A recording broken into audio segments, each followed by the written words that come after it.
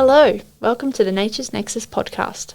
Here, we're all about connecting anyone and everyone with our environment. We'll aim to do this through sharing knowledge and discussing various topics that show people how they can be better connected to nature and the world we live in. At the end of each episode, we'll also provide some actionable steps that anybody can take to help make our world a better place. I believe that the impact of everyday people can be profound if we all act and strive to leave the world in a better way than we found it, especially our environment. We'll try to keep things enlightening, informative and educational, whilst not getting too heavy on the info and topics presented. I'd love anyone and everyone to be able to listen and enjoy tuning in. I hope we can be the nexus between you and the beautiful world we live in and so rely on. This is Jessica York bringing you another episode of Nature's Nexus. Let's go. Hello everybody and welcome to my podcast Wildly Connected. This is a new podcast coming to you from Australia. I'm an environmental professional working here, and I guess you could say I've always had love for nature and particularly the spectacular array of wildlife that we have in our world.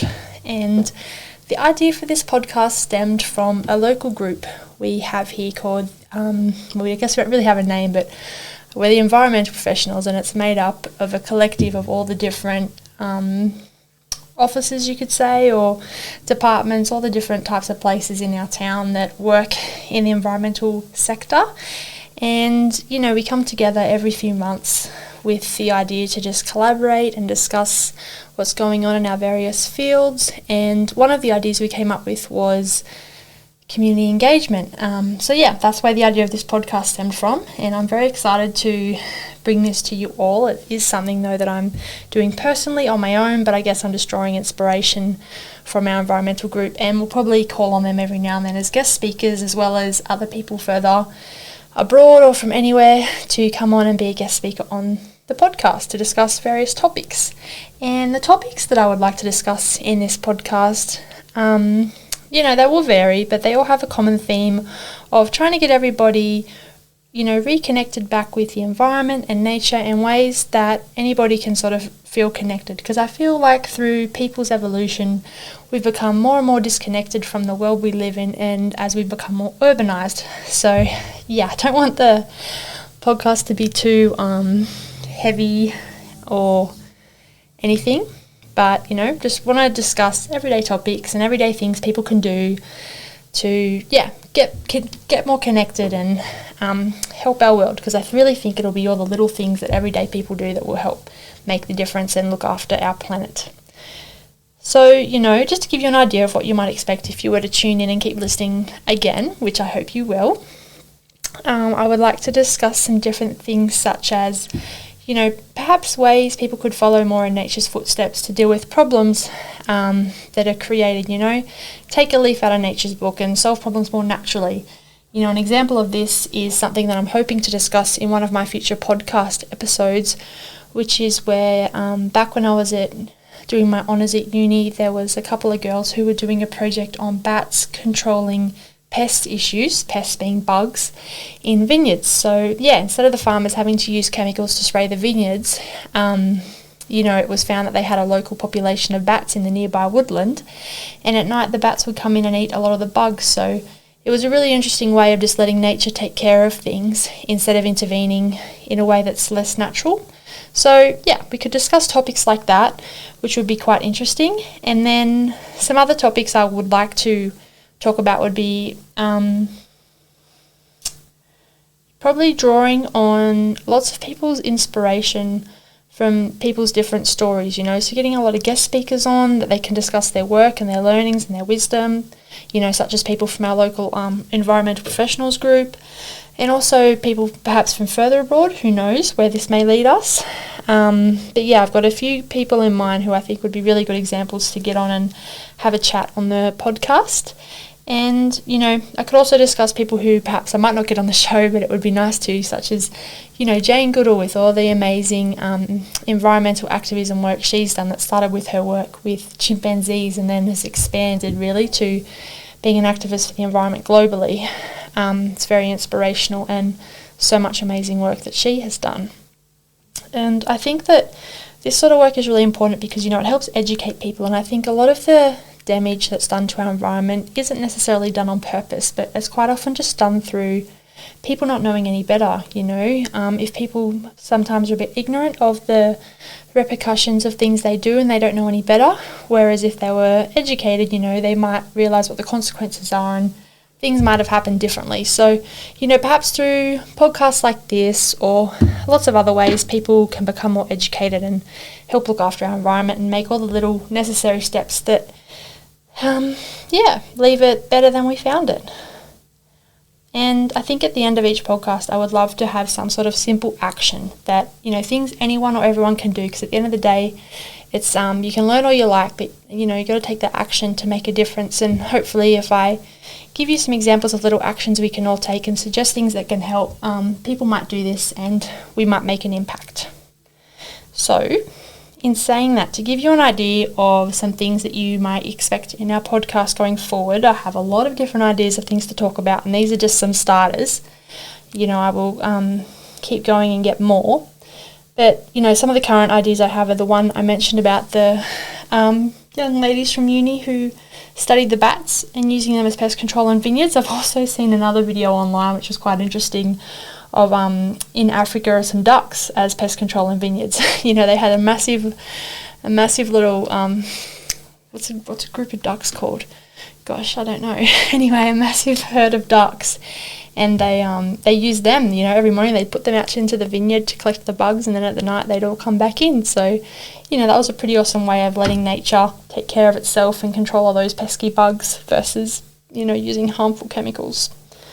Some other ideas I have, which, I can gain inspiration from my work, but this is not reflective of my work. But, I noticed that one thing we also talked about in our environmental group is the degradation of Australia's waterways. I think riparian zones, which is the zone along rivers that is a buffer between the river and sort of, it's just like a vegetated patch. When the episode comes around, I'll explain it much better. But it's all the vegetation along the river, and it's really good at providing habitat and, for wildlife living around the river and for nesting and that sort of thing. And it's also a really good filtration system that helps support the river and keep it clean. And, a lot of these riparian zones have been taken away or degraded, and I would love to talk about that in some of the future podcasts, because things like looking after our riparian zones is something anybody can do, especially the farmers that have land along the river, or councils and anybody. So talk about things like that with our quality of our Australian waterways and how important they are. Another massive topic for Australia are feral cats. Feral cats are a really big issue, and I've seen a lot of different projects that are working to help, fix that problem, and things that people can do, especially with so many people having pet cats. Just some handy tips for you to help, perhaps if your cat likes going out a lot and isn't home much, maybe some tips you can use to help reduce the impact they might be having when they're out doing their thing day to day, if they're predating our native wildlife.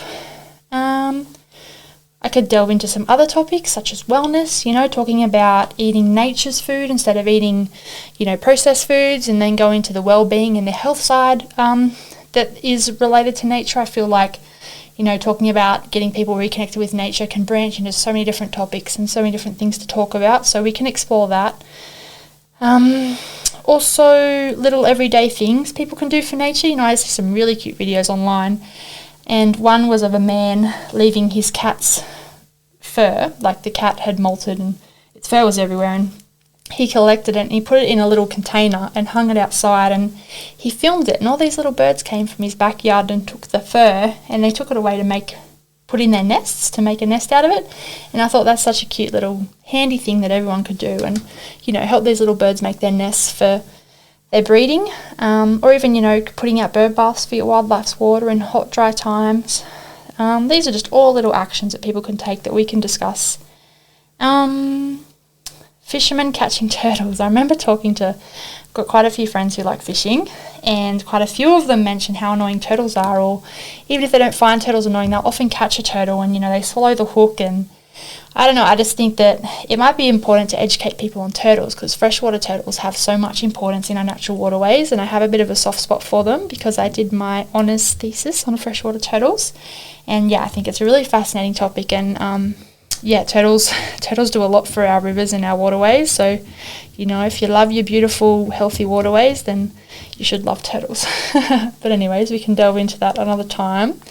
I'd love to discuss, the labyrinth of topics that can revolve around farmers and farming. I've come across some really interesting topics with biodiversity on farms and biodiversity around farm dams, but I'll tread carefully here because I don't want to upset anybody, but I think there could be so many topics to talk about with farmers, and I think they're so important because so much of our environment is obviously on freehold private land owned by farmers, and farmers are everyday people who can do things, and I think a lot of them do work with our natural world, and our local government tries to reach out and do different projects. But there's a lot of stuff I think we can talk about there, and potentially a lot of guest speakers I can get on to discuss agriculture and our environment. And there's also some interesting topics I've come across. If you know anything about blockchain and the whole internet world, there's some really interesting projects that happen on the blockchain to do with food, which I think ties in with nature and getting reconnected, because there's some interesting projects I know about, like tracing where your food came from, that are trying to grow and get out there to people, and this could be a really good way of connecting you to your food and back where it came from and how it was produced, which I think all ties into getting connected back to your environment. So they're just a few topics I've written down, but lots of ideas, and who knows what else will come. But I think this is a really broad, exciting topic, and I can't wait to delve in and discuss it all with everybody and see what everybody thinks. I think I will create a page on X. I don't want to put a page on every social platform because that's just a bit exhausting. But if I put one on X, and you can look up the podcast Wildly Connected there, and I think that could be a good platform where you can reach me if you want. Can't say I'll always respond because just see how I go. But, you can talk to each other and discuss the podcast and discuss the topics that we talk about, and see what we can get started. And I think also something I'm going to do at the start of each podcast is going to ask a few questions. So whenever I get a guest on, I would like to, just to help you get to know them, just ask them a few questions, which I've heard some other podcasts do that I think is quite fun, where you just do a rapid fire and you just ask them some quick questions. They just give you a quick answer, and it just helps you connect you a bit more with them. And I thought, since I'm going to do that to my guests, I should probably do it to myself to help you potentially get to know me a little bit better. So those questions are: first, rapid fire question to myself. 3 words to describe yourself. This is quite tricky, but I guess I had a bit of a heads up so I could think about it a little bit. And I came up with open-minded. I try to be quite open-minded, adventurous. I love to get out there and travel, and and kind, I think. I had to ask this question. I was curious. I asked my friends and family and to get a bit of inspiration because I wasn't entirely sure what to say myself. I did come up with a couple of those ideas, but I think there was a few words in common, so I went with them. Second question is, what do you love most about our natural world? And for me, that's a simple answer, and that is just how beautiful it is. I just think it's so beautiful, and it always amazes me with the diversity out there, and it's just beautiful. And final question is, how do you get connected to nature, or when do you feel the most connected to nature? And I don't know if my answer makes sense, but it is when I'm watching documentaries. I'm a sucker for a David Attenborough documentary, and just whenever I watch documentaries I can really settle in and just am always amazed and love to learn and just love to see the amazing natural world that you might not get to see without those clever cameramen going up there and getting that footage for you. In my travels I don't always get those lucky sort of encounters. So I think I really feel connected to our natural world when I get to see it in those documentaries. I think they're beautiful, and so they're my answers. And I think that wraps up today's podcast episode. Just a really quick one, just to introduce you to the episode and the podcast and what you might expect if you keep tuning in, which I hope you will. And it's my first ever podcast, so go easy on me, and I hope that you will join me in future. Thanks. So everybody, I had to do a quick Google about what a group of ducks was called, because this so-called environmental professional had a mind blank. Obviously I don't know everything, but anyways, a group of ducks is of course called a flock. So I think I did know that, But no wonder I got confused, because they're called a flock usually when they're in flight, whilst they are called a brace when they are on the ground or hunted. So there you go, depending on the context of the group of ducks, they have different names. Oh, and also they can be called a raft if they're paddling out on the water. So there you go, a flock, a raft, a brace. There's other names here on Google, a battling, a paddling, a raft. So yeah, there you go. Thank you for listening to this episode of the Nature's Nexus podcast. I hope you enjoyed it and found some value in what was shared today. I look forward to presenting more knowledge and sharing ways we can connect to nature in future episodes, and hope you tune in with me to listen, learn and act. Thank you, and until next time.